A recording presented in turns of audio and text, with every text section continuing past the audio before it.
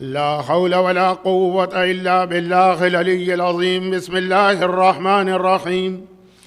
الحمد لله الملك الحق المبين وهو رب العالمين، والصلاة والسلام على سيد الأولين والآخرين خاتم النبيين رحمة للعالمين، شفيع المذنبين والمخاطب بطه وياسين أبي القاسم محمد. وآله الطيبين الطاهرين المعصومين الذين أذهب الله عنهم الرجس وطهرهم تطهيرا.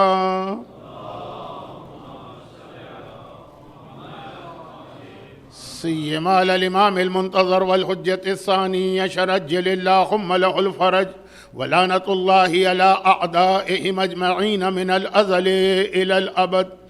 أما بعد، فقد قال الله عز وجل في كتابه المبين وفرقانه المتين وقرآنه المجيد وقوله الحق: بسم الله الرحمن الرحيم. أفتؤمنون ببعض الكتاب وتكفرون ببعض. وقال: بسم الله الرحمن الرحيم. والنجم إذا هوى ما ضل صاحبكم وما غوى وما ينطق عن الهوى إن هو إلا وحي يوحى.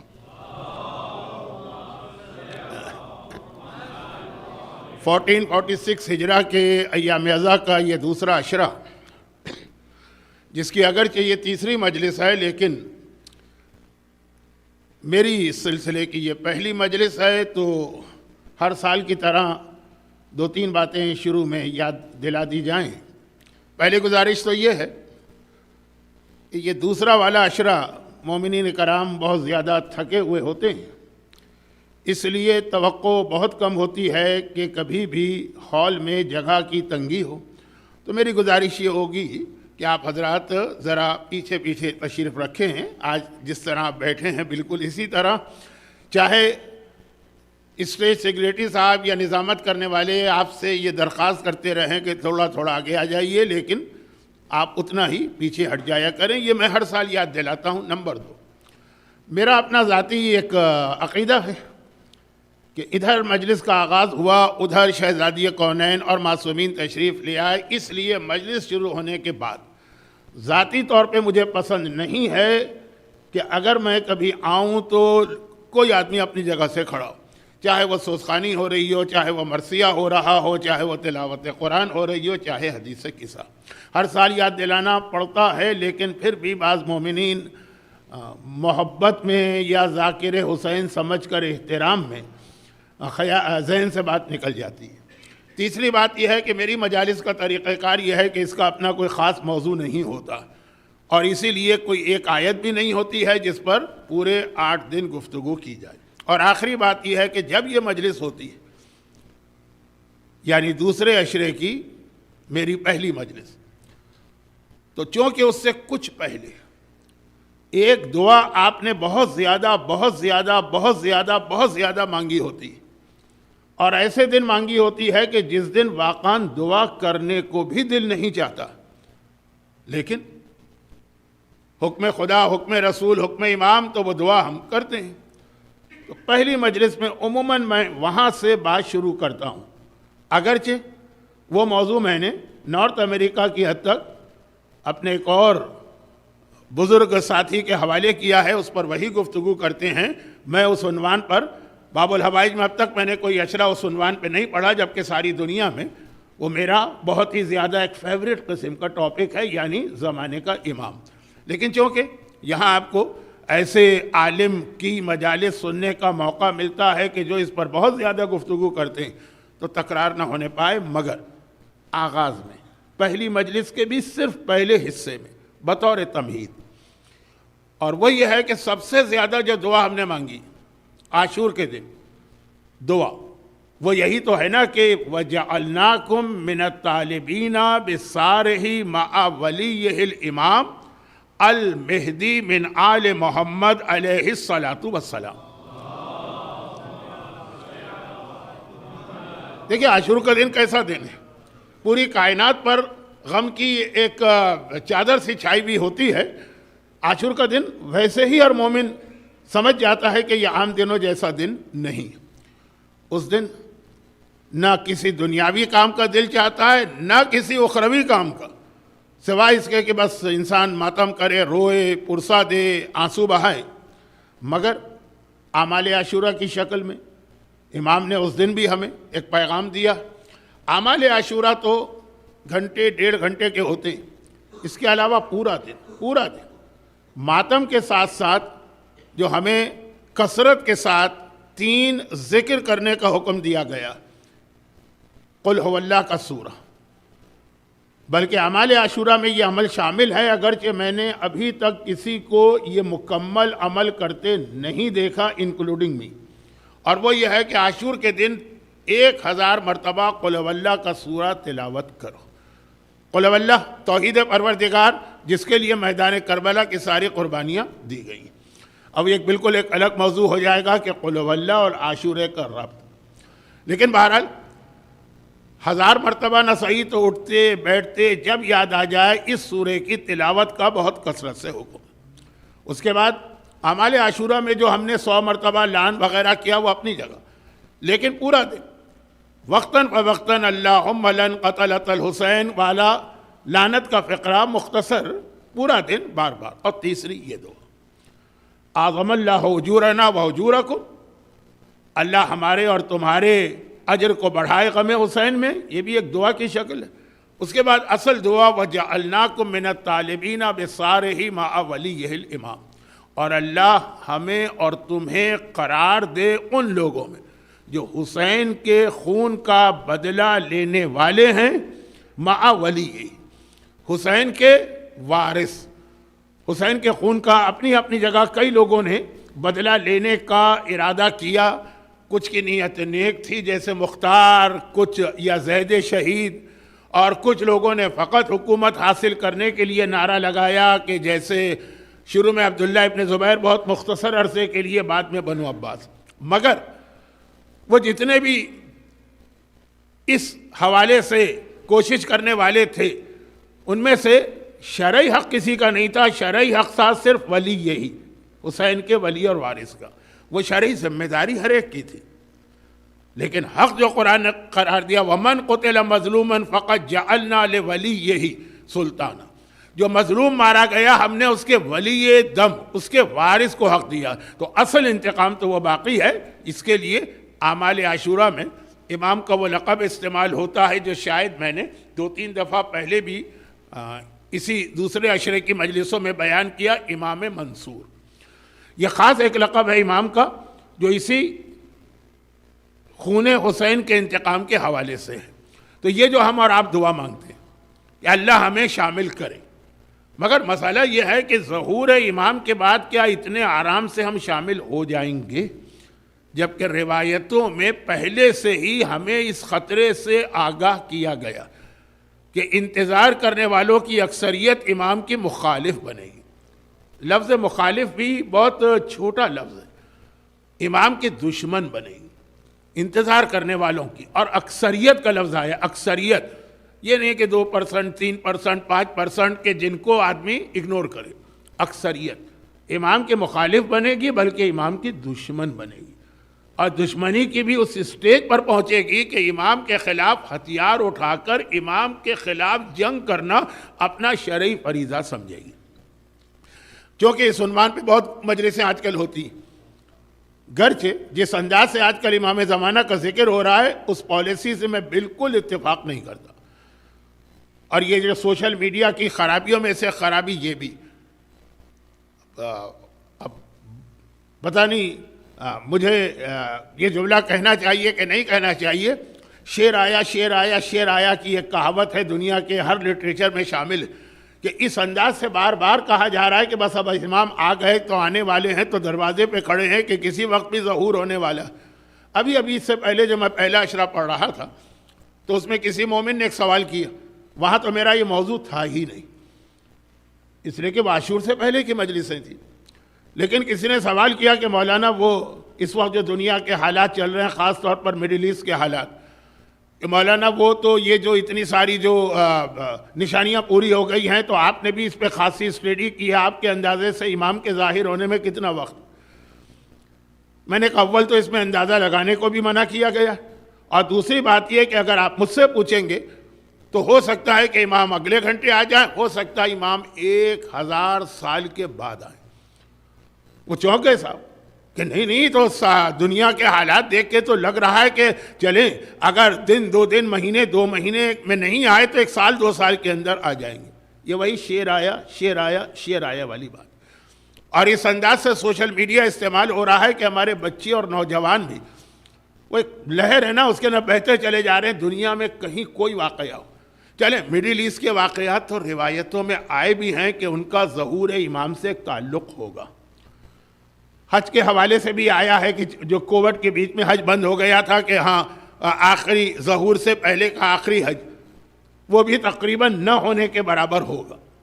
اب یہ الگ بات ہے کہ اب ذرا سے اس میں لوگوں کو معلومات بڑھ گئی ہیں کہ ہاں اس سے پہلے تاریخ اسلام میں کئی سال حج بن رہا، 1 سال نہیں کئی سال حج بن رہا ہے، لیکن پہلے ہمارے یہاں انڈیا پاکستان میں کنسیپٹ تھا کہ حج تو کبھی نہیں رکا، جب رکے گا تو وہ امام تشریف لے آئیں گے۔ تو خیر حج سمجھ میں آتا ہے، کچھ مڈل ایسٹ کے حالات سمجھ میں آتے ہیں، کچھ اسلامی ملکوں کے حالات، لیکن ہر چیز کو زبردستی جو ظہور امام سے ملایا جاتا ہے۔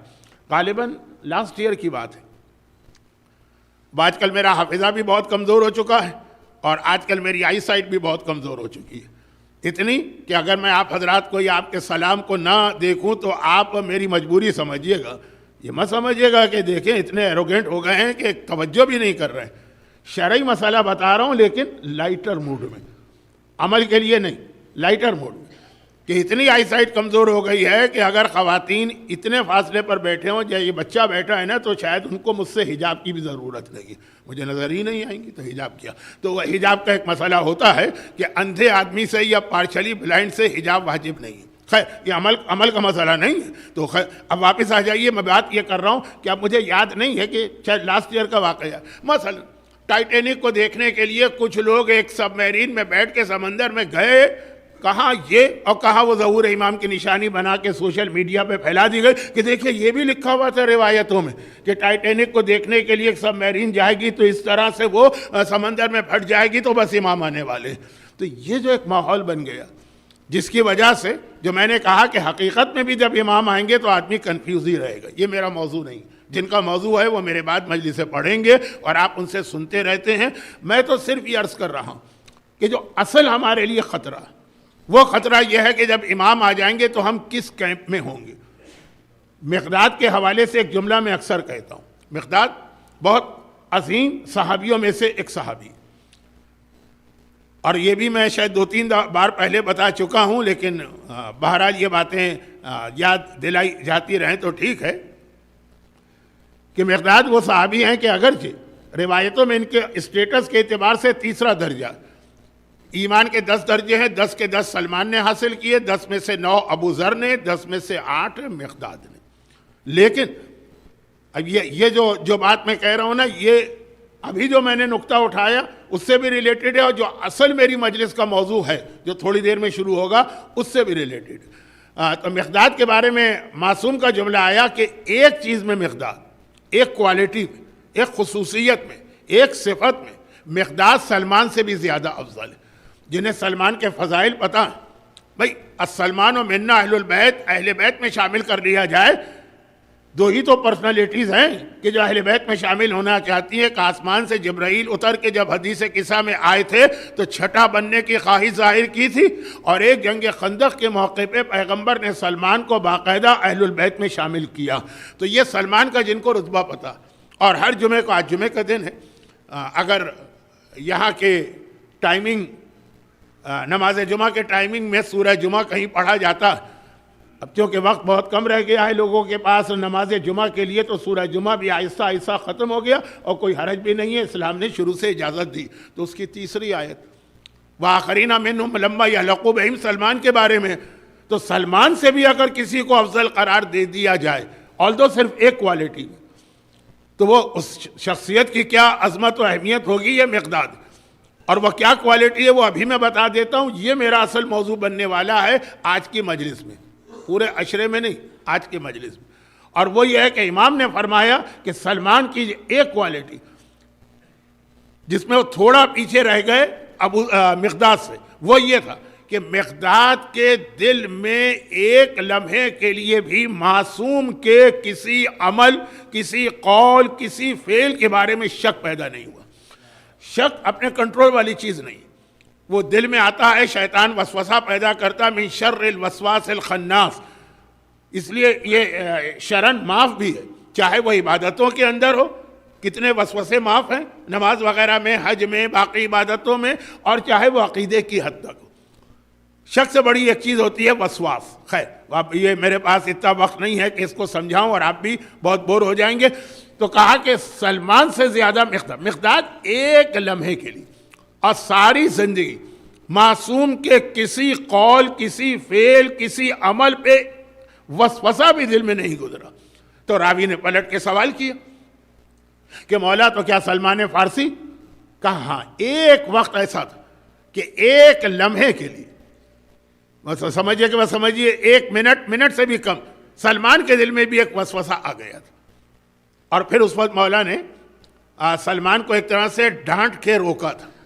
یہ سارے مشہور واقعات ہیں اور میرے اپنے موضوعات میں یہ شامل نہیں، لیکن ان کی اہمیت ہے، میں ان چیزوں کو نظر انداز نہیں کرتا ہوں، ہمارے بچوں کو چیزیں معلوم ہونا چاہیے لیکن طریقے سے۔ اور وہ کیا تھا کہ سلمان کے دل میں ایک لمحے کے لیے خیال آیا تھا کہ گھر کا دروازہ جلا، پہلو پہ کوڑا پڑا، پسلیاں ٹوٹی، مولا خاموشی ہو رہا، ایک لمحے کے لیے۔ وہ ایک لمحہ جو تھا، جو سلمان کے دل میں خیال آیا کہ واہ، امام علی اس وقت کیوں خاموش؟ مقداد کہا کہ اتنے پکے اور ثابت قدم تھے کہ ان کے دل میں ایک لمحے کے لیے بھی خیال نہیں آیا، اور سلمان کے دل میں یہ خیال آیا تو سلمان کا ہاتھ اپنی تلوار پہ گیا تھا۔ اور پھر مولا نے ڈانٹا تھا کہ سلمان، اگر اس وقت تم نے، اب یہ الفاظ میرے ہیں، واقعہ تاریخ میں ہے، آپ نے پڑھا ہوگا، سنا ہوگا، باقی علماء انہی موضوعات پہ بات کرتے ہیں، سلمان اس وقت اگر تم نے تلوار نکالی تو تم اس سے جنگ نہیں کر رہے ہو، تم مجھ سے جنگ کر رہے ہو، تم یہ تلوار اس کے خلاف نہیں چلا رہے ہو، تم یہ دیکھیں کتنا اسٹرانگ ورڈ ہے مولا کا اس وقت کہ اے سلمان، یہ تلوار تم میرے خلاف چلاؤ گے، کیونکہ علی ہو کہ حسین، قل هو اللہ اور اسلام، اسی کا ہر وقت ان کے ذہن میں خیال رہتا ہے، بات کہیں سے کہیں جا رہی ہے۔ یہ مقداد، جب کسی نے کہا مقداد کتنے خوش قسمت ہو کہ تم نے اللہ کے رسول کا زمانہ دیکھا۔ مقداد 33 ہجرہ میں مقداد کی وفات ہوئی ہے، رسول خدا کے بعد 20 سال رہے، اور یہ 20 سال میں مسلمانوں کی تعداد کئی گنا بڑھی، مصر فتح ہوا اور شام فتح ہوا اور ایران فتح ہوا، 10 ٹائمز نہیں، 100 ٹائمز نہیں، 1000 ٹائمز یا اس سے بھی زیادہ۔ اب یہ سب لوگ نئے مسلمان، اور سب کو رہ کے اس بات کا افسوس ہے کہ ہم نے رسول خدا کی زیارت نہیں کی، محروم رہے۔ ایک آدمی رسول خدا کے 200 سال بعد پیدا ہو، اس کو اتنا افسوس نہیں ہوگا، 400 سال بعد پیدا ہو اتنا افسوس نہیں ہوگا، لیکن 5 سال بعد پیدا ہو یا 5 سال بعد اسلام لائے تو میرے ہی زمانے کے تھے اور میں ان سے محروم رہا۔ تو مقداد کو دیکھ کے کہا کتنے خوش قسمت، بلکہ مقداد کی آنکھوں کی تعریف کی، مقداد یہ آنکھیں کتنی خوش قسمت کہ انہوں نے چہرہ رسالت کی زیارت کی، اور ہم کتنے بدقسمت یا انلکی رہے کہ پیغمبر کی زیارت نہ کر سکے، بعد میں اسلام لائے۔ اب مقداد کو جو جلال آیا اس وقت، مقداد کا جو غصہ تھا، یہ مقداد وہی، میں ایک مرتبہ اس جملے سے تعارف کرا دوں جو مولا نے نہج البلاغہ کے آخر میں کہا تھا کہ جب جنگ بدر ہوئی تھی تو مقداد نے کہا تھا کہ یا رسول اللہ، ہم بنی اسرائیل کی طرح نہیں جنہوں نے حضرت موسیٰ سے کہا تھا جاؤ تم اور تمہارا خدا فرعون سے لڑے، ہم کیوں لڑے، ہاں ہونا قاعدون، ہم تو یہاں بیٹھے ہوئے ہیں۔ کہا نہیں یا رسول اللہ، ہم آپ کے سامنے، آپ کے پیچھے، آپ کے دائیں، آپ کے بائیں، ہر طرف سے آپ کی حفاظت کریں گے۔ یہ بہت تاریخی جملہ ہے مقداد کا، یہ وہ مقداد، لیکن ایک بار جلال میں آ گئے، کہا کہ تم نے کیا بات کہی، اگر تم رسول کے زمانے میں ہوتے تو کیا تمہیں یہ کنفرم تھا کہ رسول کے کیمپ میں ہوتے؟ ہو سکتا ہے کہ تم اس وقت ابو جہل اور ابو لہب کے کیمپ میں ہوتے، کیونکہ کتنے ہی ایسے تھے ہمارے اپنے رشتہ دار، ہمارے بھائی، ہماری اولاد، ہمارے چچا، ہمارا ماموں رسول کے زمانے میں اور اس کیمپ میں۔ تم خوش قسمت ہو کہ ایسے زمانے میں پیدا ہوئے کہ اس امتحان سے بچ گئے۔ یہ جملہ مقداد کا زمانے کے امام کے بارے میں بھی، کہ ہو سکتا ہے کہ ہمارا غیبت میں رہنا، اور یہ پورا میرا اس پہ ایک اشرا، یہ جملے میں ہمارا غیبت میں رہنا اور ہمارے سامنے امام کا نہ آنا، بہت بدتمیزی والی بات میں کر رہا ہوں، بلکہ بعض لوگ تو سمجھیں گے کہ شاید یہ اینٹی امام زمانہ لابی کا کوئی ایجنٹ ہے جو ایسی بات کر رہا ہے؟ گزر چکا ہے نا آقا وحید بہبہانی پر یہی سارا واقعہ، جو کربلا کی مسجد میں ان کو مار کے مسجد سے نکالا گیا، ممبر کو دھو کے پاک کیا گیا، مصلی کو اٹھا کے پھینک دیا گیا کہ یہ تو پاک ہونے کے قابل بھی نہیں، جہاں انہوں نے نماز پڑھائی صرف اسی ایک جملے پر جو ان کا بھی نہیں۔ جو چھٹے امام کی حدیث ہے کہ اگر امام زمانہ غیبت طولانی کر رہے ہیں تو سمجھ لینا کہ اس میں بھی تمہارے لیے کوئی فائدہ ہے۔ تو یہ فائدہ کہ ہمیں کہاں سے یہ شیورٹی ملے گی کہ اگر زمانے کے امام آئیں گے تو ہم کس کیمپ میں ہوں گے؟ امام کے ہی کیمپ میں ہوں گے؟ ٹھیک ہے ہمارا حسن ظن ہے، لیکن جب روایتوں میں ہمیں یہ خطرہ بتایا گیا کہ مخالف نہیں، امام کا انتظار کرنے والے دشمن نہیں، دشمن بھی ایسے نہیں بلکہ تلوار نکال کر امام کے خلاف جنگ کرنے والے دشمن، یہ تو دشمنی کی ایکسٹریم کنڈیشن ہے۔ تو اب یہ جو ہم نے ابھی عاشور کے دن دعا مانگی، بس بات ختم ہوگی۔ عاشور کے دن یہ دعا مانگی کہ اللہ ہمیں اور تمہیں قرار دے امام کے ان ساتھیوں میں جو حسین کے خون کا بدلہ لیں گے، جو امام کے جہاد کا ایک اہم مقصد۔ تو یہ ہماری دعا، لیکن اللہ بعض اوقات ہمارا اور آپ کا ایک امتحان لیتا ہے، نہیں اپنے لیے نہیں، نعوذ باللہ، اللہ کو ضرورت خود ہمارے لیے۔ آج کل تو اب جو میرا ایج گروپ ہے نا، تو اس میں زیادہ تر لوگ ایسے ہیں کہ بے شمار بیماریاں ہوتی ہیں، ایک بیماری کو تھوڑی، بیماریاں۔ تو اب ایسی بیماریاں میڈیکل سائنس نے اتنی ترقی کر لی کہ بہت ساری ایسی اپلائنسز یا میڈیکل ڈیوائسز بن گئی ہیں کہ آدمی ڈاکٹر کے پاس جانے سے پہلے خود اپنے آپ کو چیک کر سکتا ہے کہ واقعاً اس وقت میری حالت ٹھیک ہے کہ ٹھیک نہیں۔ پہلے تو ہر چیز میں دوڑ کے جائیے، حکیم صاحب کو جا کے نبض دکھائیے یا قارورہ دکھائیے، یا اگر بہت حجاب والی عورت تھی تو رسی باندھ کے حکیم کو رسی دی جاتی تھی، وہ رسی پکڑ کے بتاتے تھے کہ اس کی نبض کیسے چل رہی ہے۔ خدا معلوم اس میں کتنی حقیقت ہے، لیکن ایسے واقعات بعض حکیموں کے ہیں۔ تو خلاصہ یہ کہ اب ایسا نہیں، اور میں اکثر اپنی مثال اس لیے دیتا ہوں کہ سب مجھ پر روزانہ گزرتا، بلڈ پریشر ہائی ہو رہا ہے کہ لو ہو رہا ہے، اب ضرورت نہیں ہے کہ ہم ہاسپٹل جائیں یا ڈاکٹر کے کلینک، گھر میں بھی معلوم کر سکتے ہیں۔ شوگر اس وقت بہت زیادہ ہے یا بہت لو ہو رہی ہے، کیا کیفیت ہے، اور یہ ساری خطرناک قسم کی بیماریاں ہیں۔ اور تھرمامیٹر تو ہر گھر میں ہے کہ فیور ہے کہ فیور نہیں ہے۔ تو یہ جو چیزیں آج ہیں نا، یہ 1400 سال پہلے اسلام نے ایمان کے حوالے سے بتا دی کہ کچھ چیزیں اللہ تمہارے امتحان کے لیے تمہارے سامنے رکھے گا، کہ جیسے جب مجھے اندازہ ہوتا ہے کہ اس وقت شوگر بہت لو ہو رہی ہے، ایسا نہ ہو کہ میں کومے میں چلا جاؤں، فوراً چیک کرتا ہوں نا، دیکھ لیتا ہوں واقعی شوگر لو ہے تو اس کا علاج، اگر شوگر ٹھیک ہے تو اطمینان۔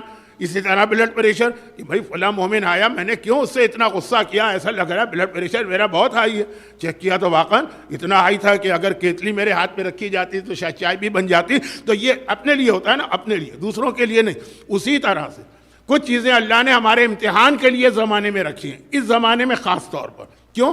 یہ وہ زمانہ ہے کہ جس میں ہر دوسرے دن کوئی نہ کوئی ایسا واقعہ دنیا میں پیش آ رہا، چاہے وہ مڈل ایسٹ کا ہو، چاہے مسقط کی مسجد کی فائرنگ ہو، چاہے وہ پاکستان کے سیاسی حالات ہو، چاہے وہ ٹورنٹو کی ان یوزول قسم کی بارش ہو۔ مجھے اطلاع تو وہاں ملی تھی جہاں میں اشرا پڑھ رہا تھا کہ مولانا شراب کا اشرا نہ ہو سکے گا، بہت زبردست بارش ہو رہی ہے، آپ جائیں گے تو پھنس جائیں گے، تو اس کے بعد والا اشرا خطرے میں ہوگا۔ یہاں آیا تو کچھ نظر نہیں آیا، لیکن بہرحال یہ ساری کی ساری ان یوزول چیزیں، کہ اب یہ ہے کہ اس میں اور زیادہ ہم کو اپنے آپ کو چیک کرنا، اور اس چیکنگ کے لیے دو چیزیں بہت اہم ہیں۔ بس اب میں پھر اس موضوع پہ آ گیا کہ آپ کہیں گے کہ مولانا کا تو ہمیشہ پرنالہ وہیں پہ گرتا۔ غیبت امام میں یہ چیک کرنا کہ کیا اگر ہماری یہ دعا جو عاشور کے دن ہم نے مانگی ہے ابھی قبول ہو جائے، جو ہم تو یہی چاہ رہے ہیں کہ ابھی قبول ہو جائے، لیکن اگر ابھی قبول ہو جائے تو ہم امام کے ہی کیمپ میں ہوں گے کہ مخالفت میں تو نہیں ہوں گے۔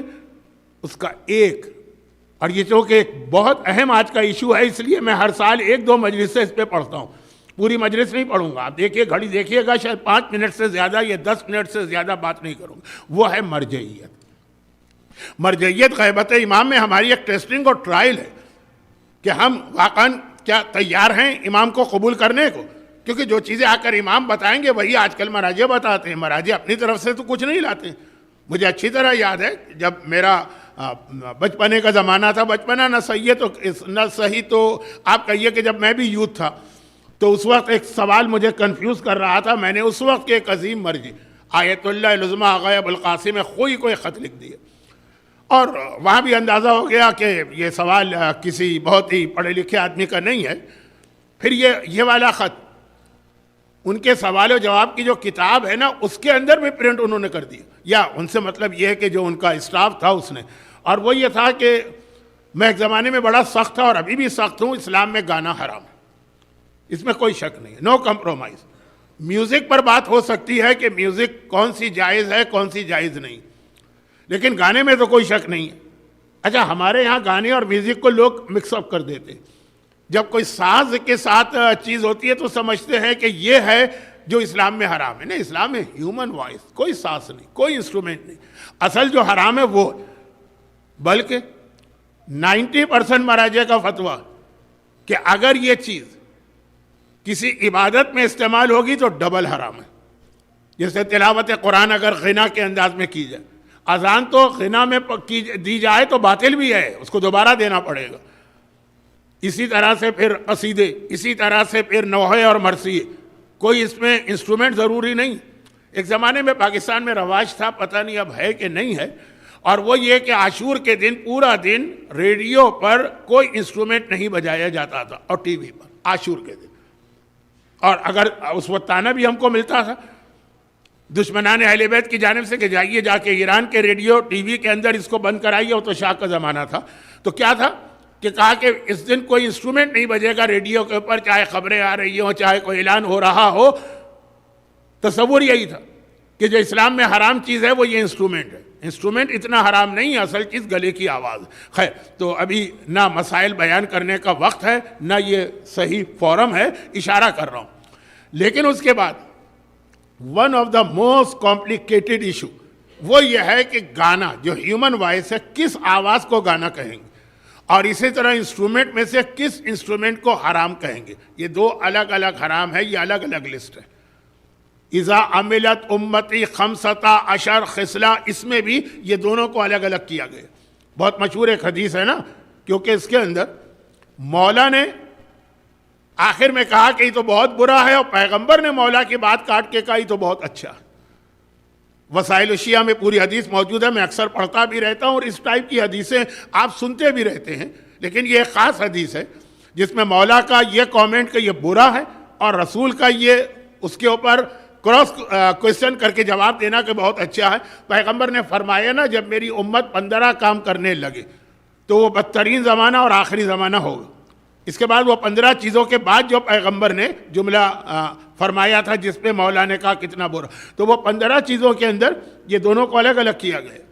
اور 15 چیزیں نا کہ اذا کان الفیء دولہ و اذا کان الامانۃ مغرمہ و اذا کان جب امام کا مال انسان شیر مادر کی طرح ہضم کر جائے, اور جب امانت جو ہے اس میں خیانت کرے, اور جب وہ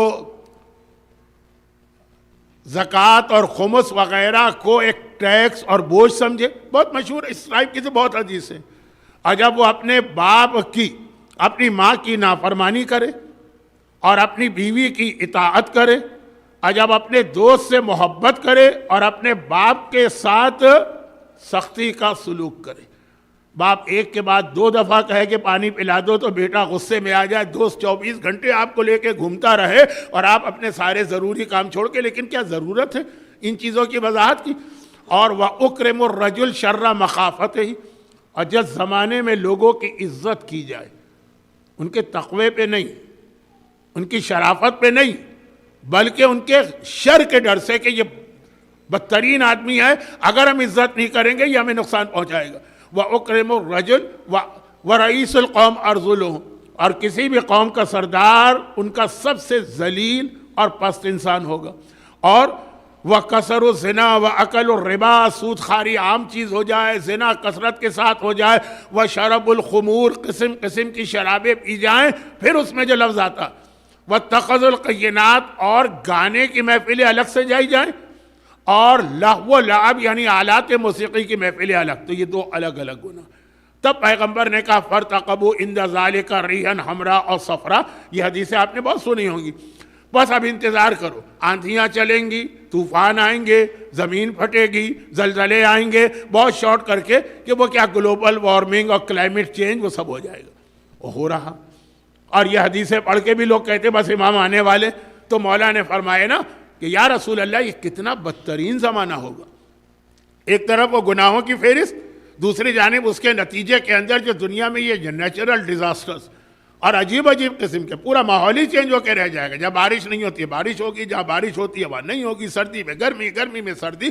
تو اس وقت جب مولا نے یہ فرمایا کہ یا رسول اللہ کتنا برا زمانہ ہے، تو پیغمبر نے کیا کہا؟ مولا کا جملہ تھا کہ یہ تو شر الازمنہ، تمام زمانوں میں سب سے برا زمانہ.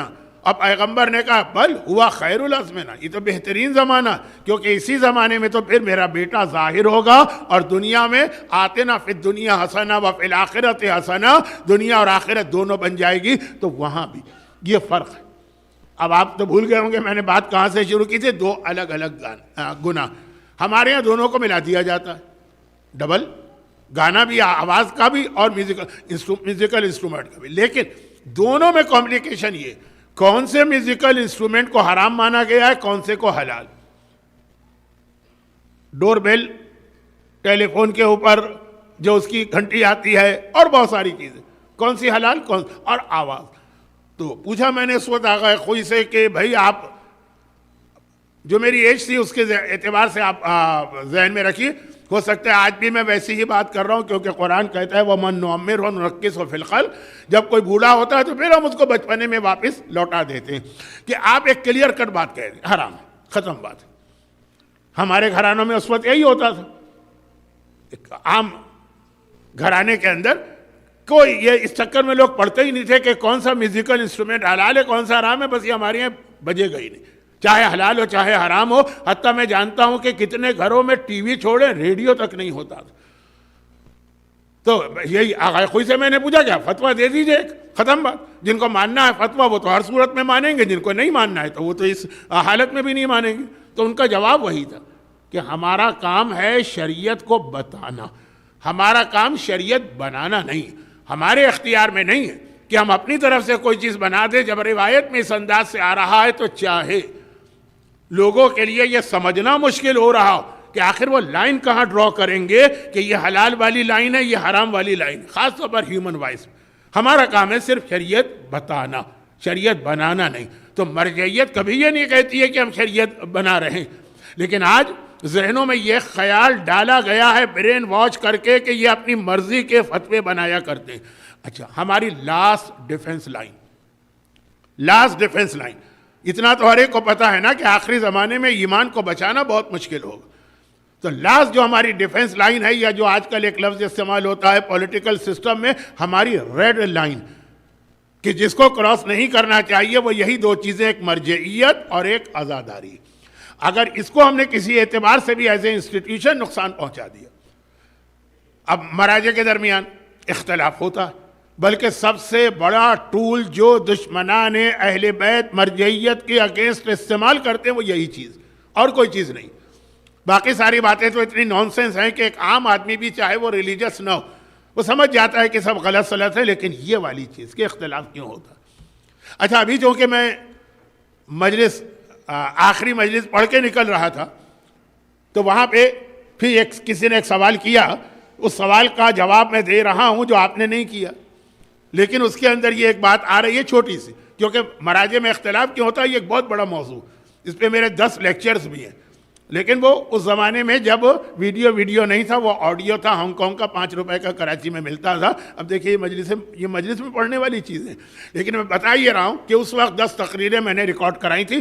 ایک چیز ابھی زیارت ناحیہ، آج کل بہت زیادہ مومنین کرام اس زیارت کو یا پڑھ رہے ہیں یا سن رہے ہیں یا دیکھ رہے ہیں، کیونکہ ایک جنرل ماحول ایسا بن گیا ہے کہ امام بارگاہوں میں اسکرین پر بھی دعائیں اور زیارتیں چلائی جاتی ہیں. تو یا دیکھ رہے ہیں یا سن رہے ہیں یا پڑھ رہے ہیں. امام زمانہ کا ایک مرثیہ ہے اپنے دادا کے نام، اور اس میں آپ الفاظ دیکھیں، جملے دیکھیں، کیا کوئی خطیب، کیا کوئی ذاکر، کیا کوئی مرثیہ کہنے والا، کیا کوئی انیس، کیا کوئی دبیر اس طرح سے آقا حسین کا غم بیان کر سکے گا جیسے زیارت ناحیہ میں زمانے کے امام نے غم بیان کیا. بٹ زیارت ناحیہ جو ہے نا کوڈ ورڈ ہے. ناحیہ مانے اس طرف سے، طرف، اس سمت. امام کا نام لینا جب پاسبل نہیں تھا کہا جاتا ادھر سے آئی. جیسے آج بھی ہم کہتے ہیں اگر کوئی چیز اللہ کی طرف سے آئے کہ ادھر سے، یہ حکم تو ادھر سے آیا. ناحیہ کا یہ مطلب ہے، کوڈ ورڈ ہے.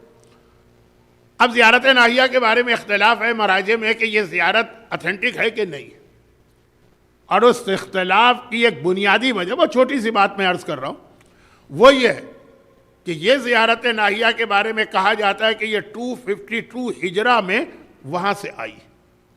اچھا، یہ لفظ کہ وہاں سے ہم اور آپ اپنے محاورے میں جب وہاں کہتے ہیں تو مراد اللہ ہوتا ہے نا، لیکن اس وقت کے مومنین جب یہ کہتے تھے تو 10ویں امام، 11ویں امام اور 12ویں امام، تینوں کے زمانے میں یہ لفظ استعمال ہوتا تھا، کیونکہ تینوں کا نام لینا جرم تھا ان کی اپنی امامت میں. 252 ہجرہ میں کتابوں میں یہ لکھا.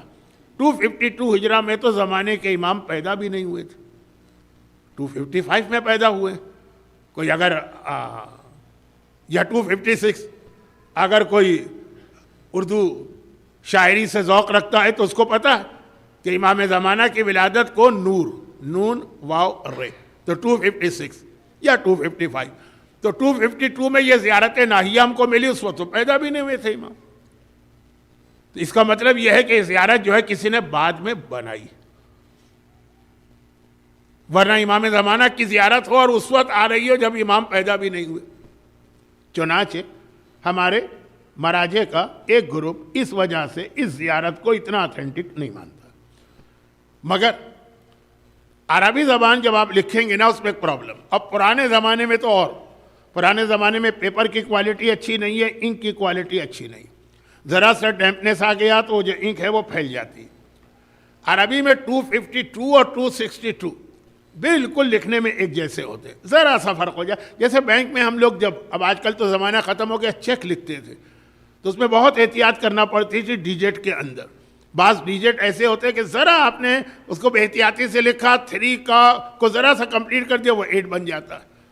یہ تو ابھی زیارت کے سفر میں میرے ساتھ پیش آیا. یہ جگہ ایڈریس تھا، زائرین کو لے جانا تھا، وہ 9 تھا انگلش والا، وہ الٹا ہو گیا تو 6 ہو گیا. اب پورے قافلے میں بحث ہو رہی ہے کہ 6 لکھا ہوا ہے کہ 9 لکھا ہوا ہے، کہ یوں دیکھیں. یہ بہت بڑا پرابلم ہر زبان میں ہوتا، بہت سارے نمبرز ایسے ہوتے ہیں جو ایک دوسرے سے اتنا ملتے جلتے ہیں کہ ذرا آپ کے ہاتھ نے بے احتیاطی سے لکھا، عدد کچھ ہے بن کچھ جاتا. شہزادی کونین 75 کے 95، 75 ہے کہ 95. آپ میں سے اکثر لوگ تو گلف میں رہ کر یہاں پر آئے ہیں نا. یہ علاقہ تو مشہور ہی اس وجہ سے تھا کہ بیویاں چھوڑی جاتی تھی، جو وہاں کیے جاتے تھے، پھر لوگ یہاں پہ آ گئے. تو 95 ہے کہ 75. لکھ کے دیکھی، یہ دیکھنے میں اتنا سملر ہے کہ ذرا سا بھی ہاتھ اوپر نیچے ہو گیا تو وہ 90 پڑھا جائے گا کہ 70 کے معنی 75 ڈیز، 90 کے معنی 95 ڈیز.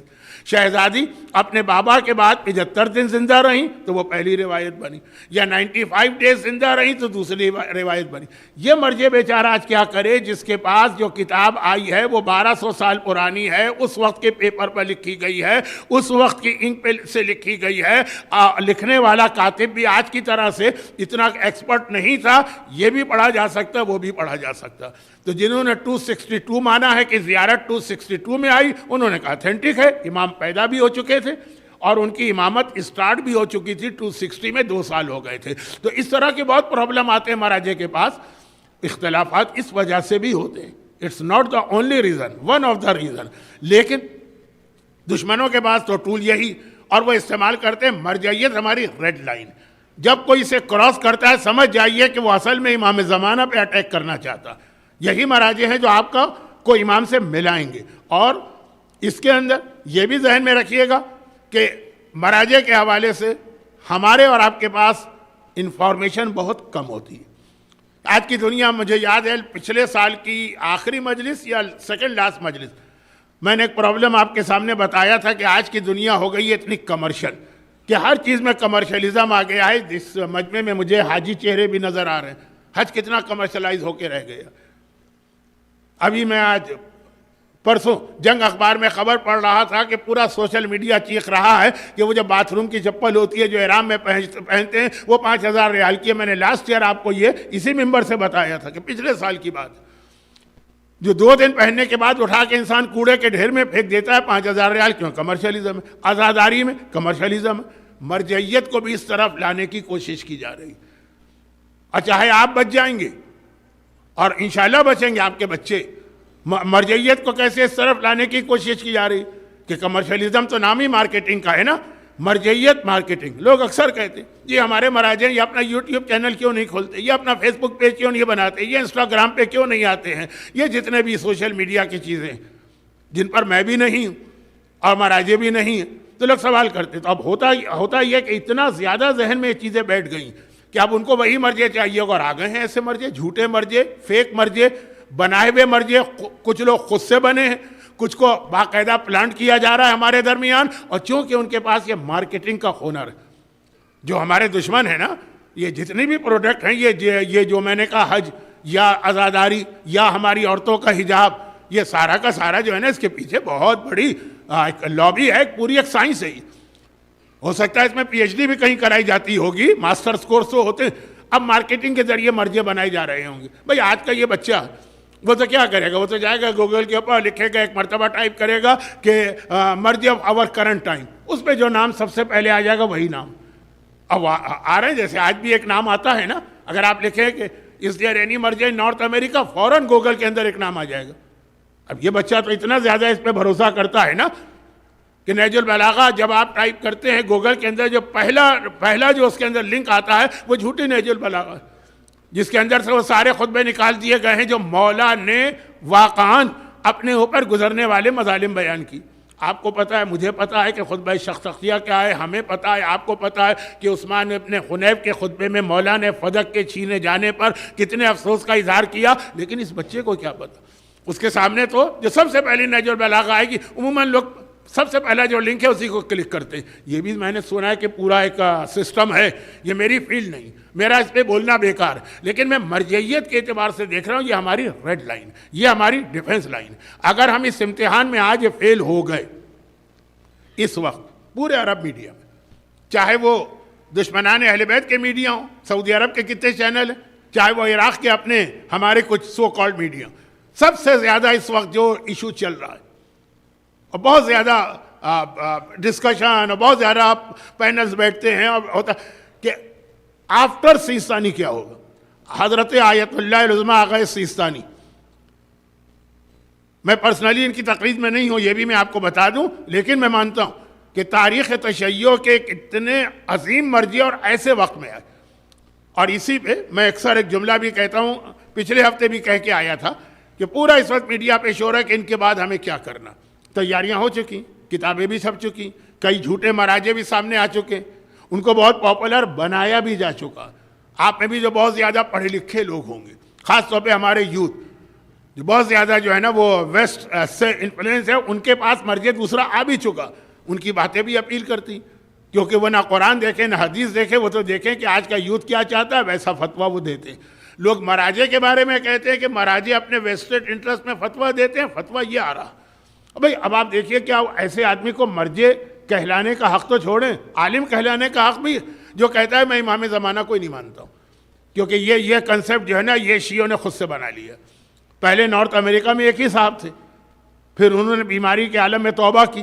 ابھی مجھے کسی نے بتایا کہ اپنی توبہ انہوں نے واپس لے لی, کہ اس وقت موت نظر آ رہی تھی, اب دوبارہ صحت مل گئی. تو خیر, لیکن باقاعدہ جن کی مسائل کی کتاب کا انگلش ٹرانسلیشن, اردو ٹرانسلیشن ہو کے تیار ہے, اس وقت غالباً سب سے زیادہ یوٹیوب پر انہی کے لیکچرز ہیں اور مرجع کے نام سے.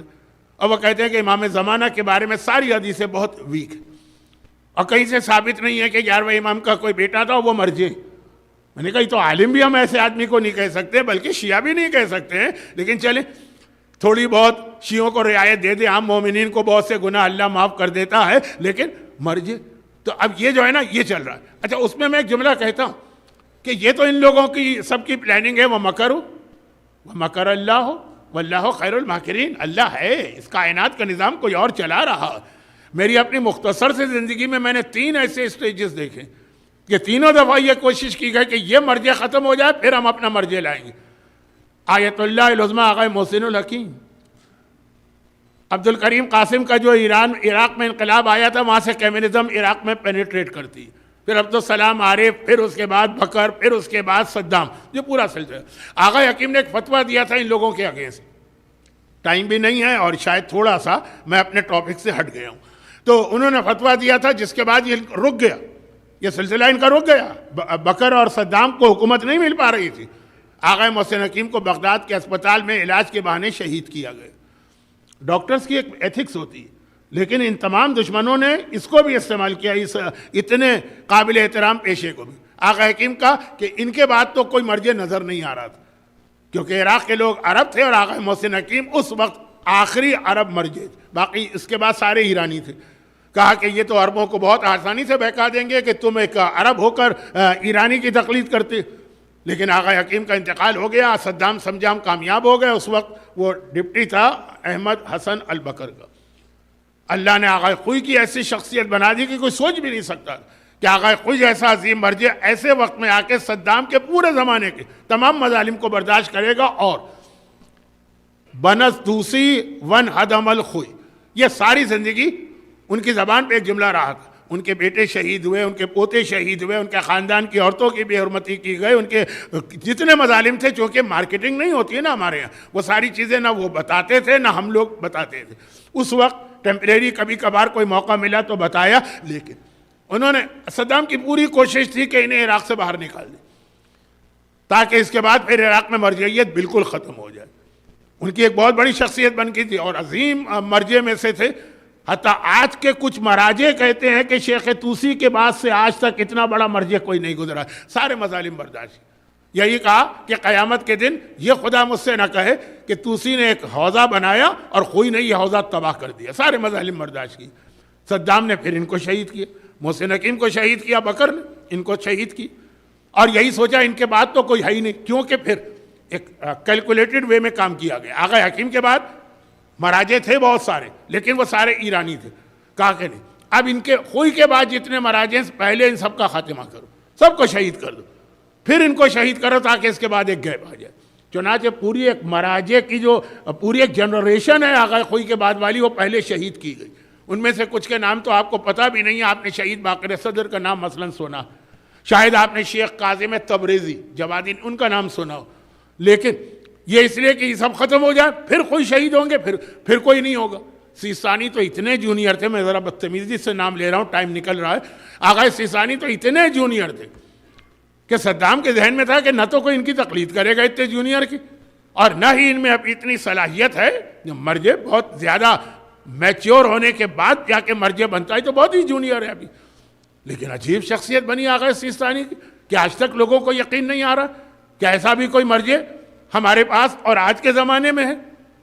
مجھے یہاں کا نہیں پتہ، انگلینڈ میں مجلس پڑھ رہا تھا، وہاں پہ ایک یونیورسٹی آکسفورڈ، ایک یونیورسٹی کیمبرج، دونوں میں بہت زیادہ آپس میں کمپٹیشن بھی ہوتا ہے، دونوں کا اپنا ایک اسٹائل۔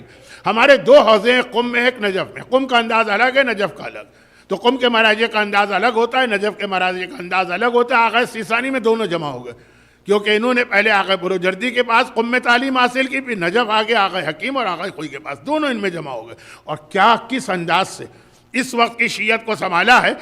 ایک فتویٰ امام خمینی کا بہت مشہور ہے، جس رات کو یہ طے کیا گیا تھا کہ آج کی رات کو کرفیو لگا دیا جائے گا اور تمام جتنے بھی علماء اور مراجع شہید کیا جائے گا، انکلوڈنگ آغا خمینی۔ اور ایک جملہ صرف آغا خمینی نے کہا تھا، آج کی رات تہران میں کسی بھی شخص کے لیے اپنے گھر میں رہنا حرام ہے، سب کو گھروں سے باہر نکلنا ہے، کرفیو لگ چکا، چاہے مرد ہو، چاہے عورتیں ہوں، چاہے جوان ہوں، چاہے بچے ہوں، چاہے عالم ہوں، چاہے جاہل ہوں۔ اور اس رات یہ ایک فتوے نے، اس ایک فتوے نے، اس رات کے فتوے نے، اس کو فتویٰ بھی نہیں کہیں گے، حکم، اس رات کے اس حکم نے ایران کے اس انقلاب کو ہمارے سامنے پیش کر دیا۔ اسی طرح آغا سیستانی کا داعش والا فتویٰ، جو بڑی بڑی طاقتیں، اچھا ویسے تو بڑی طاقتوں نے ہی بنایا تھا، لیکن جو اس کو ختم بھی کرنا چاہ رہے تھے سب ناکام، صرف ایک فتویٰ آغا سیستانی کا آیا۔ تو یہ ہمارے وہ بڑے بڑے مراجع ہیں کہ جن کو دیکھ کر دشمن کی آنکھوں میں خون اترتا، اور وہ یہ چاہتا ہے کہ کسی طریقے سے اتنا زیادہ، اب یہاں میں ضمنی بات نہیں کرنا چاہتا کیونکہ وقت نہیں ہے، لیکن پھر بھی زبان پہ ایک جملہ آ گئے۔ اور یاد رکھیے کہ اتنے ہمارے یہ مراجع پاک اور پاکیزہ کردار کے ہوتے ہیں کہ جب یہ محسوس کرتے ہیں کہ اب ہم مرجعیت کے قابل نہیں رہے، یعنی ایج بہت ہو گئی، میموری ہماری کمزور ہو گئی، یا ہم سے زیادہ علم میں کوئی آگے نکل گیا، وہ وڈرا کرتے ہیں مرجعیت کو۔ آسان بات نہیں ہے مرجعیت سے اپنے آپ کا وڈرا کرنا۔ مرجعیت بغیر تاج کی بادشاہت کا نام ہے، بلکہ بادشاہوں کو کیا وہ عزت اور احترام ملتا ہوگا جو مراجے کو ملتا ہے؟ سب لوگ تو کینیڈا کے مومنین کی طرح نہیں ہوتے ہیں، یہاں بھی اچھے لوگ ہیں، لیکن یہاں جو ایک ذرا آزادی کا ماحول ہے نا، جب انسان اپنے باپ کی بات برداشت نہ کرے تو مرجے کی بات، لیکن واقعاً مراجے کا ایک احترام ہے، ایسا احترام کہ دنیا میں کسی بادشاہ کو نہ ملے گا، وڈرا کر دیتے۔ آغا وحید بیبہانی جیسا استاد العلماء والمجتہدین، کہا میں بوڑھا ہو گیا ہوں، میری سمجھ میں اپنے فتوے نہیں آتے، اپنے اسٹوڈنٹ سے کہا کہ میں تم سے فتویٰ پوچھا کروں گا، ان سے جا کے فتوے پوچھتے ہیں، لیکن کہتے ہیں کہ یہ مت بتانا کہ اس کی دلیل کیا ہے، کہ تم نے دلیل بتائی تو بہرحال پوری زندگی کا مرجع رہا ہے نا، تو میرے ذہن میں بھی کوئی آرگومنٹ آ جائے گا، میں تو صرف عمل کرنا چاہتا ہوں۔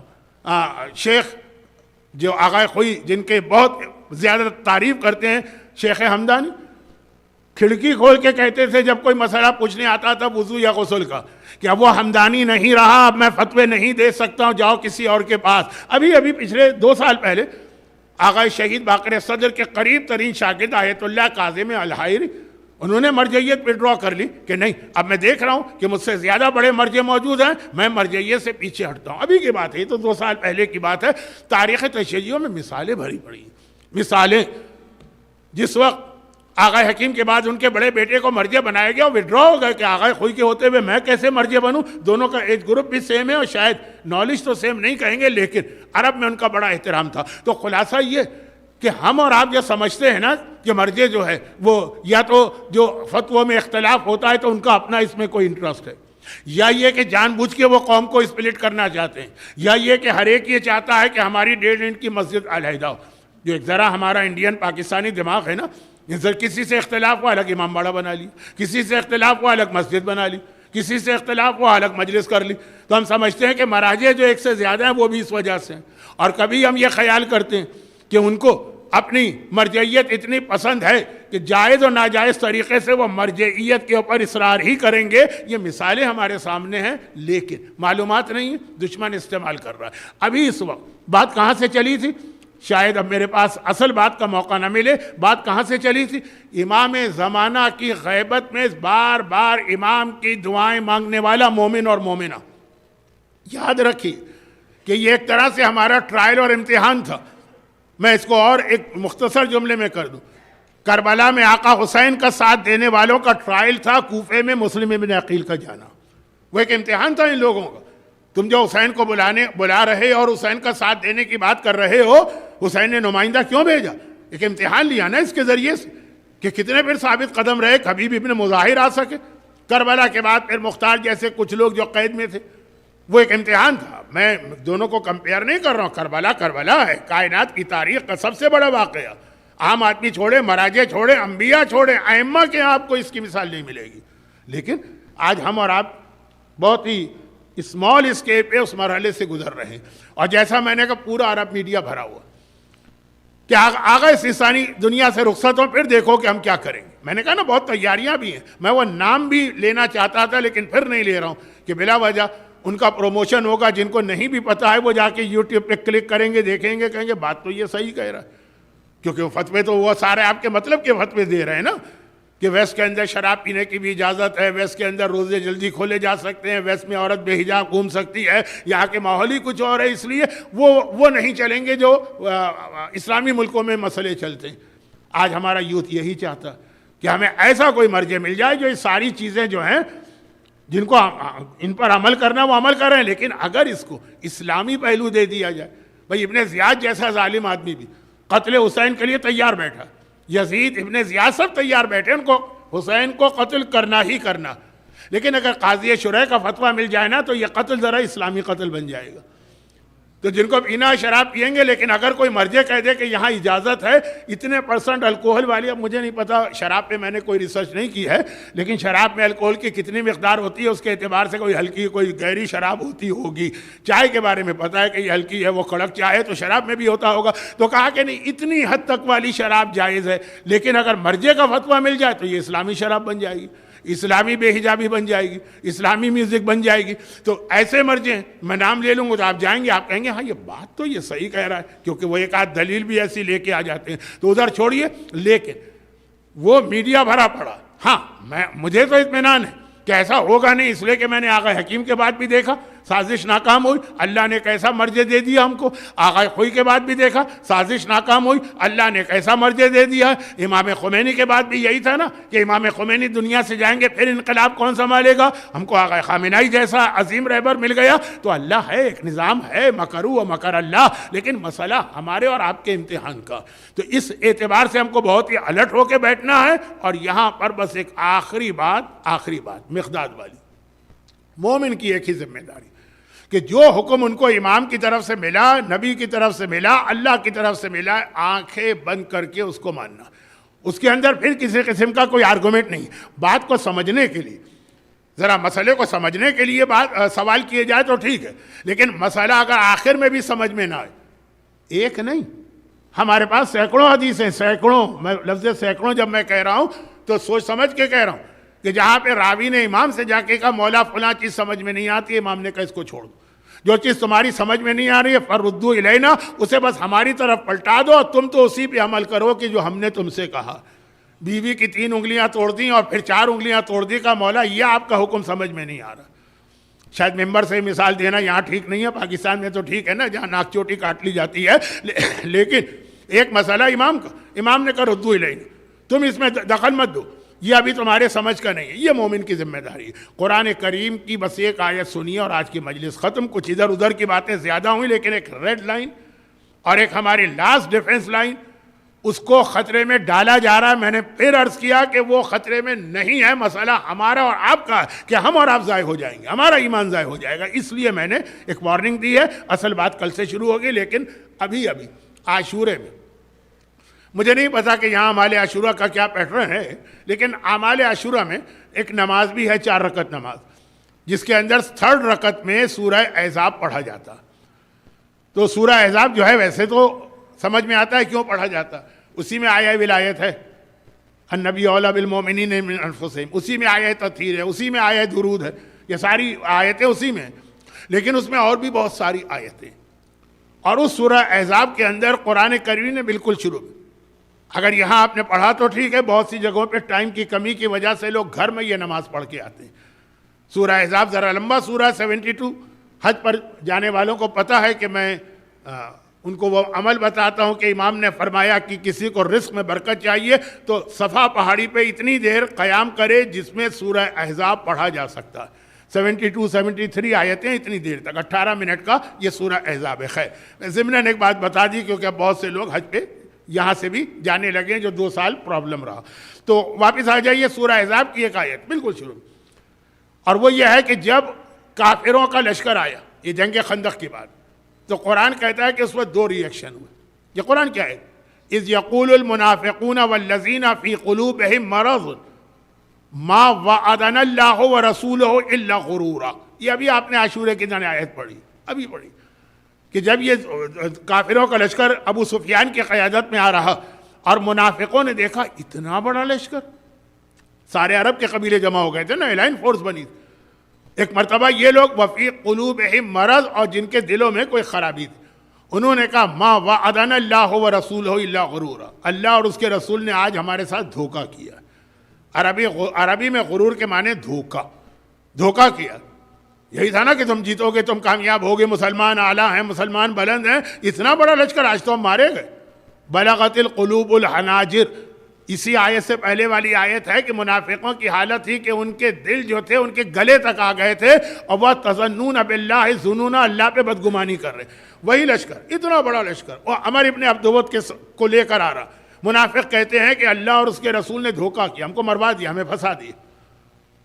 وَإِذَا رَأَى الْمُؤْمِنُونَ الْأَحْزَابَ، ایک آیت کے بعد قرآن کہتا ہے مومنوں نے جب اسی لشکر کو دیکھا، کہا هَذَا مَا وَعَدَ اللَّهُ وَرَسُولُهُ وَصَدَقَ اللَّهُ وَرَسُولُهُ، یہ ہے جو اللہ نے ہم سے وعدہ کیا اور اللہ اور اس کا رسول بالکل سچ کہہ رہا ہے. وَمَا زَادَهُمْ إِلَّا إِيمَانًا وَتَسْلِيمًا، اور اسی لشکر کو دیکھ کر ان کا ایمان بھی بڑھ رہا ہے اور ان کا سبمیشن کا جذبہ بھی بڑھ رہا ہے. ایک ہی واقعہ، اور قرآن کی آیت ہے، ایک ہی واقعہ ہے، ایک ہی لشکر ہے. منافق دیکھتا ہے تو کہتا ہے آج ہم مارے گئے، رسول اور اللہ نے ہمیں مروا دیا. اور اسی کو مومن دیکھتا ہے، اس کا ایمان اور اس کا جذبہ اطاعت بڑھ جاتا ہے، کہتا ہے کہ اللہ اور اس کے رسول نے سچ کہا تھا، اب ان کی مدد بھی آئے گی. تو مومن سے یہ ڈیمانڈ کی جا رہی ہے سورہ احزاب میں. یہ ڈیمانڈ کی جا رہی ہے کہ جتنے بھی پرابلم آئے تمہیں آنکھیں بند کر کے ماننا. آنکھیں بند کر کے مانیں. یہاں تو حجاب پر ہزاروں آرگومنٹ ہو جاتے ہیں, یہاں مکس گیدرنگ حرام ہونے پہ ہزاروں آرگومنٹ ہو جاتے ہیں. تھوڑا انتظار کریں, شاید مکس گیدرنگ والی مجلسیں بھی یہاں شروع ہو جائیں, لیکچر تو ہونے لگے. یہاں پہ میوزک کے اوپر, یہاں پہ اور کتنے ہی حرام چیزیں. اب یہ چیزیں اگر میں لسٹ بتاؤں تو یہ آپ کی توہین, آپ سب جانتے ہیں. اور قرآن کہہ رہا ہے نہیں, دشمنوں کا لشکر عمر ابن عبدبد کو دیکھ کر ان کا ایمان و تسلیم بڑھ رہا. یہ عاشور کے دن آیت آپ کو پڑھائی, اور اس کی بہترین مثال جنگ خندق بھی نہیں, اس کی بہترین مثال کربلا کا میدان. کربلا کے مجاہدوں کو دیکھیے, کیا کسی کی زبان پہ یہ لفظ ایک بار بھی آیا؟ یہی فرق تو ہے نا کہ یہ جو کہا گیا کہ آدم سے لے کے خاتم تک اور خاتم سے لے کے ظہور امام تک کوئی نبی, کوئی امام اس کو ایسے صحابی اور ایسا لشکر نہ ملا جو حسین کو ملا. کسی ایک کی زبان پہ یہ آیا کہ حسین نے آج ہمیں یہاں مصیبت میں لا کے پھنسا دیا, حسین کی وجہ سے ہم پرابلم میں آ گئے؟ رسول کے زمانے میں کہا نا, یہ قرآن کی واضح آیت ہے جنگ احزاب. اور امام زمانہ کی فوج یہ کہے گی جو جہاں سے میں نے مجلس شروع کی کہ 2/3 امام زمانہ کے سپاہی کہیں گے کہ انہوں نے آج ہم کو پھنسا دیا اور مروا دیا. لیکن حسینی لشکر وہاں تو بالکل الٹا ری ایکشن نظر آ رہا, اور بار بار کہہ رہے ہیں کہ آقا حسین اگر آپ ہمیں ٹھوکرے مار کے اپنی بارگاہ سے باہر بھیجیں گے تب بھی ہم پلٹ کے یہیں پہ آئیں گے, کیونکہ اس گھر سے بہتر کوئی گھر نہیں ہے, اس در سے بہتر کوئی در نہیں. جب حسین نے تیسری مرتبہ حل من ناصرین ینصرنا کی آواز بلند کی تھی, 3 بار حسین نے کربلا میں حل من ناصرین ینصرنا ارشاد فرمایا. پہلی بار جب یہ جملہ کہا تو آقا سجاد بستر علالت یا بیماری سے اٹھے, تلوار کے سہارے خیمے سے نکلنا چاہتے, اور حسین نے کہا زینب سجاد کو روک لو, نسل امامت منقطع ہو جائے گی. آپ کے ذہن میں یہ شک نہ آئے کہ امام باقر تو تھے, وہ الگ چیز ہے, یہ الگ چیز. پھر حسین نے جب دوبارہ حل من ناصرین ینصرنا کا تو علی اصغر نے اپنے آپ کو گہوارے سے زمین پہ گرا دیا تھا. تو یہ پہلے دو حل من ناصرین کا ریئیکشن کیا تھا؟ ایک میں آقا سجاد آئے, ایک میں آقا علی اصغر آئے. اور جب آخری مرتبہ کا حل من ناصرین ینصرنا تو پھر کیا ہوا؟ پھر اصحاب امام. یہ مقتل کا جملہ ہے, تاریخ کا تو نہیں ہے, لیکن مقتل کا جملہ کہ جس وقت تیسری بار حسین نے کہا حل من ناصرین ینصرنا تو میدان کربلا میں جو اصحاب امام کے لاشیں تھے وہ تڑپنے لگے, اور بعض لاشوں سے یہ آواز آئی, یہ مقتل میں لکھا ہوا کہ مولا اگر اللہ ہمیں 70 زندگیاں دے تو وہ بھی آپ پہ نثار, کیا کریں, موت نے ہمیں مجبور کر دیا. ایسا کوئی لشکر ہے آدم سے لے کے خاتم تک, جنگ احزاب سے لے کے سورہ احزاب تک, وہاں سے امام زمانہ تک, یہ صرف حسین کے ساتھ ہی. یہی وجہ ہے کہ ہم اور آپ تو ان اصحاب حسین کو کیا خراج عقیدت پیش کریں جب چھٹا امام ان کی قبروں کی زیارت کو جاتا ہے. جب امام کربلا آتے ہیں, چھٹے امام کے زمانے سے زیارت کا انسٹیٹیوشن اوپن ہو گیا. جب امام آتے ہیں تو صرف اپنے دادا آقا حسین کی قبر کی زیارت نہیں کرتے, پائنتی جا کے گنج شہیدہ کی بھی زیارت کرتے. اور وہاں پہ جو جملے کہتے ہیں اس میں ایک جملہ تو بڑا عجیب ہے, اگرچہ محاورہ ہے عربوں کا, لیکن ایک امام معصوم کی زبان پہ ایسا محاورہ بھی کتنا عجیب لگتا. یہ اصحاب امام ہیں, یہ سارے غیر معصوم امام کہتے ہیں بے ابی انتم و امی, میرے ماں باپ تم پہ قربان ہو جائیں. ایک امام معصوم غیر معصوموں کو جن میں غلام حبشی جون بھی شامل ہے اس طرح سے سلام کر رہا ہے, کہ وجہ یہ ہے کہ انہوں نے وہ کردار ہمارے سامنے پیش کیا جو امام زمانہ اپنی فوج کے لیے ہم سے اور آپ سے چاہ رہے ہیں. اب یہ مصائب میں باقی بات تو نہیں کروں گا.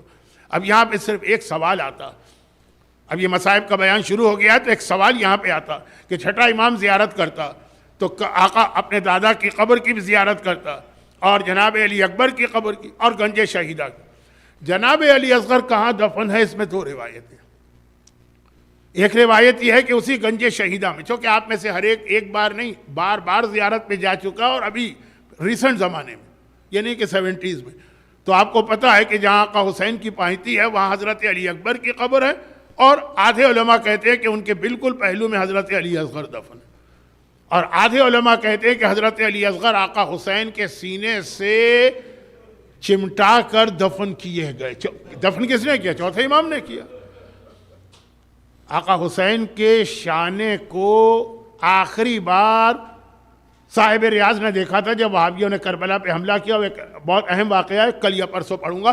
तो वहाँ जनाब अली असगर आका हुसैन के सीने से, चाहे ये रिवायत हो चाहे वो रिवायत, दोनों का खुलासा यह है कि शहजादा अली असगर जो बाबुल हवाइज भी कहलाते हैं उस जरी के अंदर है ना जिसमें आका हुसैन, मगर हमने तो आज तक ये सुना भी है और इस पर हर आशूर को अमल भी करते हैं कि आका हुसैन ने असगर की शहादत के बाद एक टीले के पीछे ले जाके असगर को दफन किया था।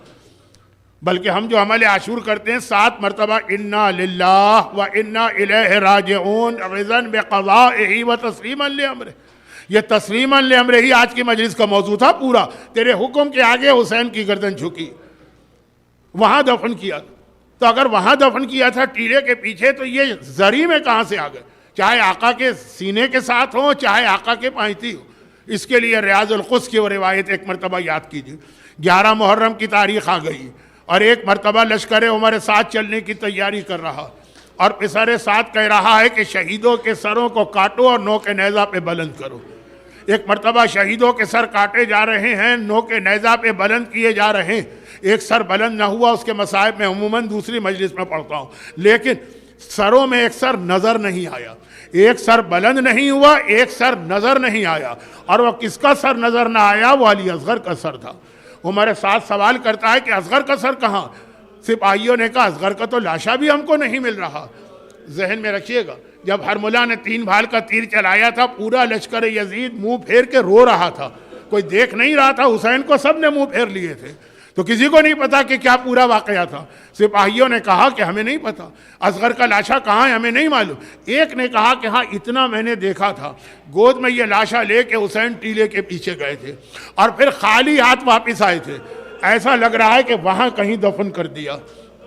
करबला की ज़मीन है, सहरा है, निशाने कब्र तो नहीं बनाए ना, कोई पत्थर तो नहीं लगाए ना, कहाँ दफन किया? बस ये पता है कि पीछे कहीं दफन किया है, लेकिन कहाँ? अब कैसे ढूंढा जाए? इतना बड़ा मैदान है, कहाँ पे लाशा ढूंढा जाए? शिमर एक मर्तबा कहता है कि इस लाशे को ढूंढना मेरी जिम्मेदारी, और ये कहे कि एक नेज़ा हाथ में लेके चलता है, उस टीले के पीछे जाता है, ज़मीन करबला पे जगह जगह ये नेज़ा पेवस करता है, ज़मीन में गाड़ता है और नेज़ा निकालता है। नेज़ा पेवस किया और नेज़ा निकाला, नेज़ा पेवस किया और नेज़ा निकाला, लेकिन अब जो नेज़ा निकाला तो खाली नेज़ा न निकला, नो के नेज़ा पर 6 माहे का नन्ना सा लाशा जिसका गला छिदा है वो भी नजर आ रहा है। शिमर ने 6 महीने का बच्चा, शिमर ने एक हाथ से अली असगर को संभाला, दूसरे हाथ से जेब से खंजर निकाला, असगर के गले की जानिब खंजर चला। यह मंजर सकीना भी देख रही है, जले हुए खेमों पे खड़ी है, मंजर देख के पुकारती है अम्मा रबाब, फूफी ज़ैनब जरा आके देखो, हर एक एक मर्तबा मारा गया, हाय मेरा असगर भैया दोबारा मारा जा रहा। खुदा बंदा इस मासूम बेगुनाह असगर के उस खून का वास्ता जिसमें आसमान ने भी कबूल न किया, जिसे ज़मीन ने भी कबूल न किया, इस खून नाहक का वास्ता जो मोमिनीन और मोमिनात आज की मजलिस में तशरीफ़ फरमा है, बाबुल हवाइज अली असगर के वसीले से उनकी तमाम हाजतों को पूरा फरमा। इनको, इनके घरों को, इनके घर वालों को, इनकी औलादों को दुनिया और आखिरत की हर मुसीबत व परेशानी से महफूज फरमा। लेकिन अगर दीन को वक्त पड़े तो हमें अपना माल, जान, इज्जत, औलाद तक कुर्बान करने का जज्बा अता फरमा। दुनिया में जहाँ जहाँ मजलूम शियान हैदर कर्रार हैं, उनकी जान, माल, इज्जत और आबरू की हिफाजत फरमा, मरहूमीन की मग़फ़िरत फरमा, बीमारों को शिफा कामिला अता फरमा, इन मज़ालिम के इंतकाम के लिए ज़हूर इमाम में ताजील फरमा, बाद ज़हूर हमें इमाम की फ़ौज में शामिल होकर इसका सिपाही बनने की तौफ़ीक़ अता फरमा। मातम हुसैन।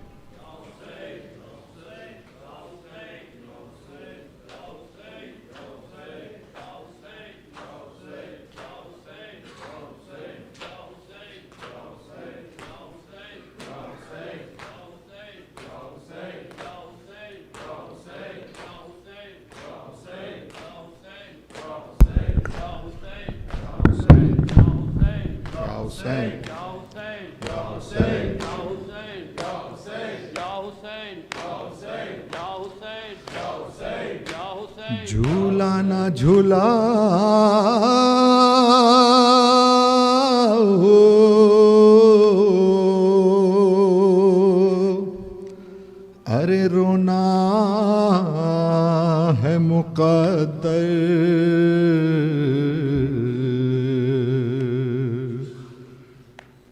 اب آئے گا نا وہ جھولنے والا ہے مادر اصغر، نہ ملے گا نہ ملے گا نہ ملے گا نہ ملے گا، جھولا تو نظر آئے گا اصغر نہ ملے گا،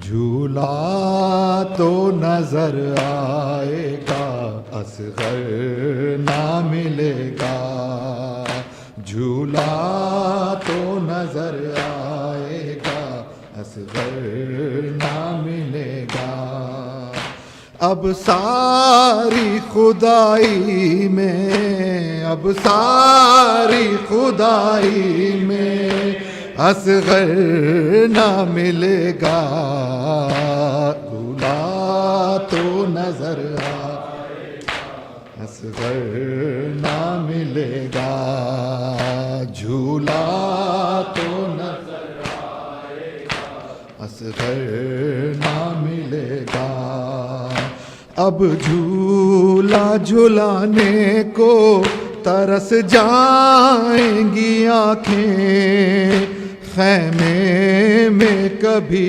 دشت میں ڈھونڈیں گی نگاہیں، تھک جائیں گی یہ آنکھیں، تھک جائیں گی یہ آنکھیں، اصغر نہ ملے گا، جھولا تو نظر آئے گا اصغر نہ ملے گا، جھولا تو نظر آئے گا اصغر نہ ملے گا، یہ سوچ کے روتا ہے میرا دل بھی تڑپ کر، اس وقت تیرے قلب پر کیا گزرے گی مضطر، جب راتوں کو پہلو میں، جب راتوں کو پہلو میں اصغر نہ ملے گا، جھولا تو نظر آئے گا اصغر نہ ملے گا، جھولا تو نظر آئے گا اصغر نہ ملے گا، ڈھائیں گے لئی ہم پر ابھی اور قیامت، ڈھونڈیں گے شقی دشت میں بے شیر کی تربت، شہداؤں کے سر میں جب، شہداء کے سر میں جب اصغر نہ ملے گا، جھولا تو نظر آئے گا اصغر نہ ملے گا، جھولا تو نظر آئے گا اصغر نہ ملے گا، زندہ سے رہا ہو کر جب جاؤ گی تم گھر، ہر گود میں ڈھونڈے گی بہت روئے گی مضطر، جب فاطمہ زہرا کو، جب فاطمہ زہرا کو اصغر نہ ملے گا، جھولا تو نظر آئے گا اصغر نہ ملے گا، جھولا تو نظر آئے گا اصغر نہ ملے گا، اور اصغر کے شلو کے جب نظر آئیں گے گھر میں، ایک درد سا وقت بھی اٹھے گا جگر میں، سب ہوں گے وہاں لیکن، سب ہوں گے وہاں اصغر نہ ملے گا جھولا تو نظر آئے گا اصغر نہ ملے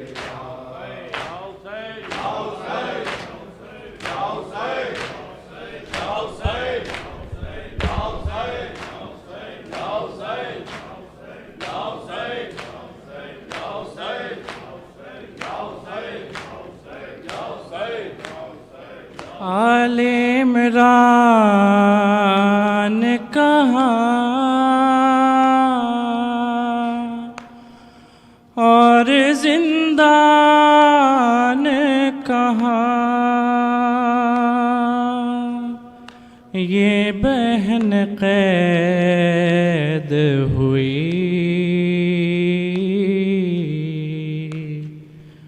تو نہ آیا جب ردا سر سے چھنی میں صدا دیتی رہی تو نہ آیا زی، جب ردا سر سے چھنی میں صدا دیتی رہی تو نہ آیا غازی۔ آ گئی شام علم لٹ گئے اہل حرم، ریت پر جلتی ہوئی ہو گیا ٹھنڈا علم، پرسہ دینے کے لیے مجھ سے ملنے کے لیے آ گئے بابا علی تو نہ آیا جب ردا سر سے چھنی میں صدا تو نہ آیا غازی، جب ردا سر سے چھنی میں صدا دیتی رہی تو نہ آیا غازی۔ دھوپ میں تو تھا شجر تجھ سے آباد تھا گھر، ہے برہنا میرا سر کیا نہیں تجھ کو خبر، اے علمدار وفا اس بہن کو باخدا تجھ سے ڈھارس تھی بری تو نہ آیا جب ردا سر سے چھنی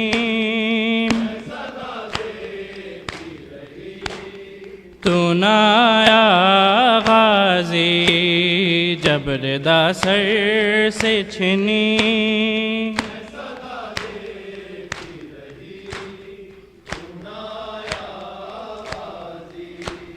کتنی بے باس تھی بہن اے شہنشاہ وفا، نام لے لے کے میرا جب یہ ظالم نے کہا، ناز تھا جس پہ تجھے اب بلاؤ نہ اسے، اور میں روتی رہی تو نہ آیا جب ردا سر سے چھنی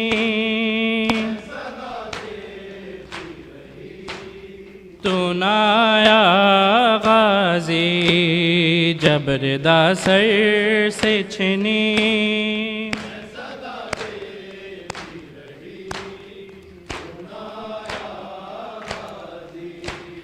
قید خانے میں قضا جب سکینہ کو ملی، دیکھ کے کرتے کا کفن بچی دفنائی گئی، اس گھڑی نام تیرا صورت ناد علی بس میں دہراتی رہی تو نہ آیا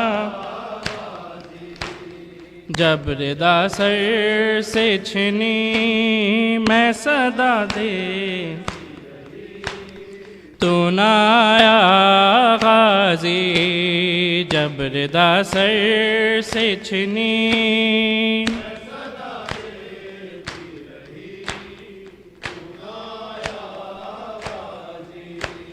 رویا ریحان قلم کر کے یہ بات رقم خون میں ڈوب گیا میرے غازی کا علم زخمی زینب کا جگر خوف شاہ کا سر آئے خیموں میں شقی تو نہ آیا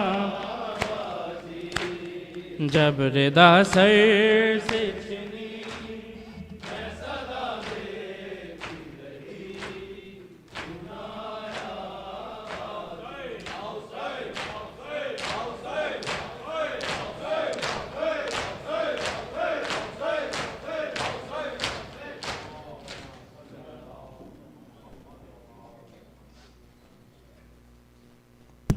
متوجہ زیادہ بسم اللہ الرحمن الرحیم السلام علیکہ یا رسول اللہ السلام علیکہ یا نبی اللہ السلام علیکہ یا حبیب اللہ السلام علیکہ یا خطیجۃ الکبریٰ ام المؤمنین السلام علیکہ یا امیر المؤمنین یا علی ابن ابی طالب السلام علیکہ یا سید النساء العالمین السلام علیکہ یا حسن مجتبی سید شباب اہل الجنہ السلام علیکہ یا ابا عبداللہ وعلی ارواح التی حلت بفنائک علیک منی السلام مدما بقیت بقی اللیل والنہار ولا جعلہ اللہ الآخر الحد منی لزیارتکم السلام علی الحسین وعلی علی ابن الحسین وعلى أولاد الحسين وعلى أصحاب الحسين السلام عليك خصوصا أبو الفضل عباس ابن أمير المؤمنين السلام عليك أخواتك زينب وأم كلثوم وبناتك سكينة ورقية السلام عليك علي بن الحسين السلام عليك يا محمد بن علي السلام عليك جعفر بن محمد السلام عليك موسى بن جعفر السلام عليك يا علي بن موسى السلام عليك محمد بن علي السلام عليك علي بن محمد السلام عليك حسن بن علي السلام عليك يا قائم آل محمد يا صاحب العصر والزمان السلام عليك يا خليفة الرحمن السلام عليك يا إمام الإنس والجان سيدي عجل الله تعالى فرجك وسهل الله مخرجك وظفورك وجعلنا من أنصارك وأعوانك وشيتك السلام عليكم من ساداتي ورحمة الله وبركاته